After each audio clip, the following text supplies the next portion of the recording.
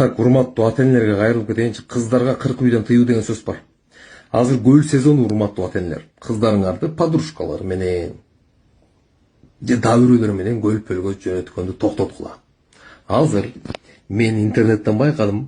Анча мынча тентек балдар чыгып атат. Машинесин сүрөткө тартып, кыздар кеттик, бизге 2 кыз керек 3 күнгө көлгө десе, комментарияда толтура кыздар жүр, жаш кыздар. Давай, давай, смело, смело деп. Өмүрү көрбөгөн адам менен элестетсеңер. Да неужели силерде мындай инстинкт самосохранения деген жокпу я? Анча-мынча жаш кыздар. Жада калса килейген кишилер кой дейбиз, чужой адам менен кой. Жашоодо ар кандай адамдар көп, Кудайдан жөө качкандар толтура.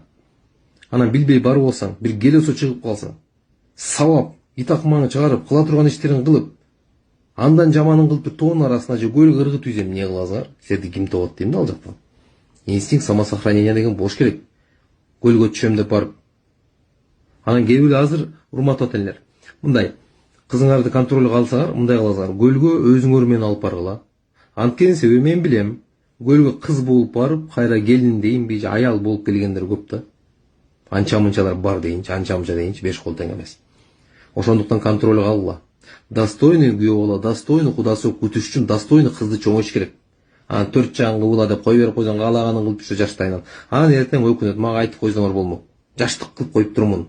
Кечирип кой мени деп күйөөсүнүн алдында шерменде болот. А силердин эли караган бетиңер жер карайт. Түшүнүңөрбү? Ошондуктан катуу контролго алгыла. Кудай деген кургалбайт дейт. Ассаламу алейкум.